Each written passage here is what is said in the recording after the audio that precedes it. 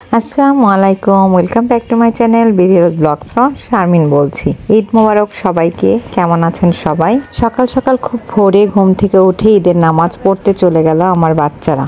যেহেতু এবার আমরা ঈদের নামাজ পড়তে যেতে পারবো না, আমার হাজব্যান্ডের শরীর খুব খারাপ ছিল, তো এবার ঈদটা আমাদের একটু অন্যরকমই হবে হয়তো। তো যাই হোক, আমার ছেলে মেয়েরা সবাই ঈদের নামাজ পড়তে গিয়েছে। এই ফাঁকে আমি বাসায় বসে ওদের জন্য ঈদি গিফট কার্ড রেডি করছিলাম। তো বাচ্চারা তো নামাজ শেষ করে হয়তো এখন চলেও আসবে। তো যাই হোক, আমি ভিডিওগুলো পরে কালেক্ট করে এখানে অ্যাড করে দিয়েছি। ইমিকো খুব খুশি ছিল, সেই নামাজ পড়তে গিয়েছে ভাই বোনের সাথে। তো এই জিনিসটার আনন্দটাই অন্যরকম ছিল, যার কারণে ওদের ভালো লাগছিল। আমাকে এসে খুব বলেছে।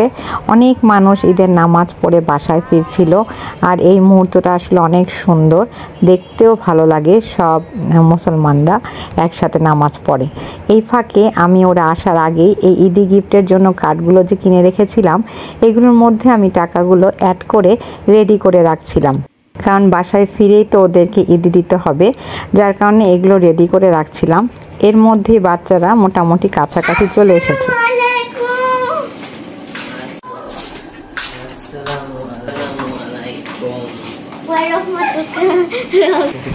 এরপর আমরা সবাই মিলে একসাথে মিষ্টি মুখ করলাম।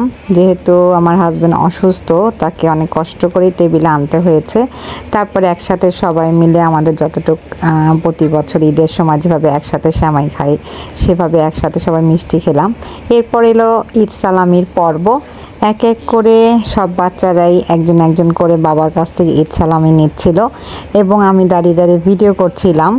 তো খুব ভালো লাগছিল এই সময়টা, মানে আমাদের এই সময়টা খুব মজার হয়। কিন্তু এই বছরটা একটু অন্যরকম। আমার হাজব্যান্ডের মনটা খুব খারাপ, যেহেতু ঈদের নামাজটাও পড়তে যেতে পারেনি, আর যেহেতু আমার বাবার কবরস্থানে জিয়ারত করতে যায় প্রতি বছর, সেটাও যেতে পারবে না। এর জন্য তার খুব মন খারাপ। তারপরেও চেষ্টা করছিলাম তাকে হাসি খুশি রাখার জন্য। এরপর দ্বিতীয় পর্বে সালামিতে বড় বোন দিবে ছোট ভাই বোনকে।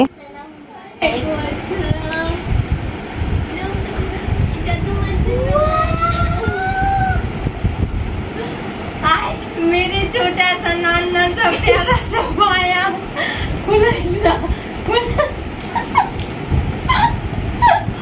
সে যেহেতু আর্নিং করে, যার কারণে তার সেখান থেকেই ছোট ভাই বোনকে গিফট দিবে আগের থেকে প্ল্যান করে রেখেছিল আমার সাথে। তারপর সে গত রাত্রে খুব সুন্দর করে বসে বসে এই স্টাইলটা করেছে, যেহেতু এখন এগুলো ট্রেন্ডিংয়ে যাচ্ছিল। এখন ওরা চলে যাচ্ছে তাদের ফুপুর বাসায়, যেটা আমাদের খুব কাছাকাছি। সেখানে চলে গেল। ফুপি মানে গতকালকে এসেছিল, সে বলে গিয়েছিল বারবার যাওয়ার জন্য। তারপর সরাসরি তারা ফুপির বাসায় এন্ট্রি করলো। যে দেখে ফুপি রান্নায় ব্যস্ত, যেহেতু ফুপি নিজের হাতে রান্না করতে পছন্দ করে, তো সে রান্নায় খুব ব্যস্ত। মিত্রাকে আজরালকে বলতে হবে, একটু দাঁড়ান ভাই দাঁড়ান, আমি আমার বাচ্চাদের জন্য স্বামীর জন্য রান্না করে শেষ করে তারপরে আমার জামটা কবজ করেন। এদিকে বাচ্চারা সবাই মিলে বসে বসে টিভি দেখছিল, আর ফুপি তো তাদের জন্য খাবার আইটেম যেগুলো ছিল সেগুলো দিয়েছিল। তারা খাচ্ছিল মজা করে, মাঝে মাঝে ফুপির সাথে যে আড্ডা দিচ্ছিল কিচেনে। তো এগুলো খুব মজা করতে পছন্দ করে, আর ওর এই ফুপিটা খুব পছন্দ করে বাচ্চাদের ছোটোবেলা থেকেই। ওদের জন্য অনেক রান্নাবান্না করেছিল। তো ওরা অপেক্ষা করছিল ফুপার জন্য, ফুপা আসলে একসাথে খাওয়া দাওয়া করবে। তো অনেকখানি সময় পেরিয়ে গিয়েছে, ফুপা আসছিল না, একটু দেরি হবে। তো ওরা সবাই ওয়েট করতে করতে ফুপা চলেই আসলো। তারপর সবাই মিলে একসাথে খাওয়া দাওয়া করবে। তারপর সবাই মিলে একসাথে ডাইনিংয়ে বসে গেল। এদিকে আমরা তো অপেক্ষা করছিলাম যে কখন বাচ্চারা বাসায় ফিরবে, কারণ এখনো পর্যন্ত এত বড় হয়েছে, বাচ্চারা কখনো আমাদের ছেড়ে বাইরে থাকে না, বা আমরাও কখনো ওদেরকে রেখে একা থাকি না। তো বারবার ওর বাবা অস্থির হয়ে যাচ্ছিল কখন আসবে। এরপর খাওয়া দাওয়া শেষ করার পর ফুপা ফুপি দুজনেই ওদেরকে ঈদি দিয়ে দিল। এরপর ওরা ওখান থেকে চলে আসলো। এরপর কিছুক্ষণ অপেক্ষা করে চলে আসলো তারা মুভেনপিক আইসক্রিম খেতে।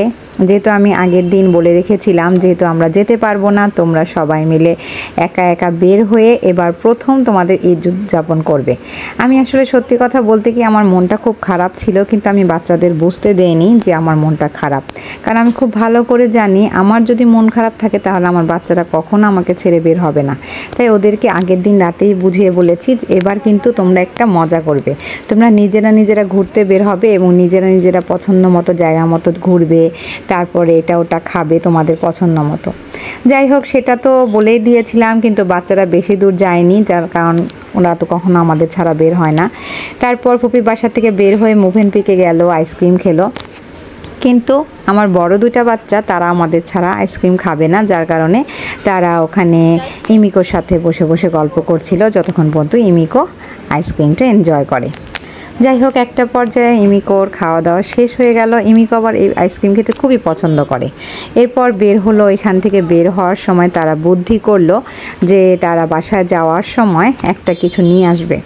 যাই হোক, তারপর তারা সরাসরি চলে গেল টেস্টি টিটসে। সেখান থেকে তারা আমাদের জন্য একটা কেক কিনবে। তো কেকের মধ্যে ঈদ মোবারক লিখে দুই ভাই বোন বুদ্ধি করে সেই কেকটা নিয়ে তারা আমাকে সারপ্রাইজ দেওয়ার জন্য বাসায় চলে আসলো।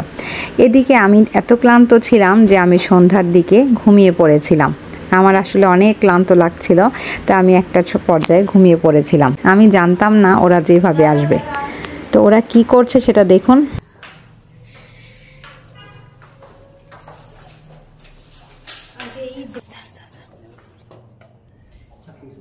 তুমি বেল বেল বাজাবা আস্তে আস্তে।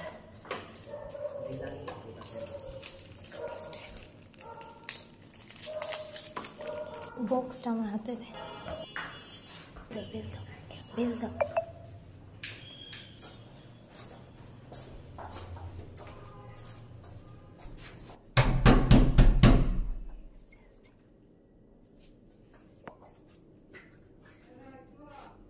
হ্যাঁ হ্যাঁ,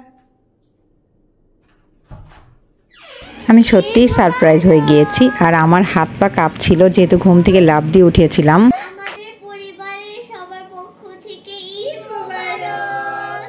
আসসালামু আলাইকুম। আমি আসলেই খুব অবাক হয়েছি, ওর বাবাও খুব অবাক হয়েছিল যে আমার বড় মেয়ে এবং বড় ছেলের এই সারপ্রাইজ প্ল্যানটা দেখে।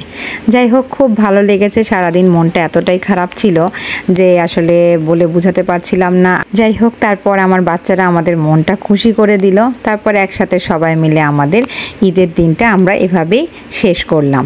এ পর্যন্তই। আমার ব্লগটা দেখার জন্য, এতক্ষণ সঙ্গে থাকার জন্য অনেক অনেক ধন্যবাদ আপনাদের, এবং আমার ফ্যামিলির জন্য অবশ্যই অবশ্যই দোয়া করবেন, আমরা যাতে সবসময় এভাবেই আনন্দের সাথে দিনগুলো কাটাতে পারি।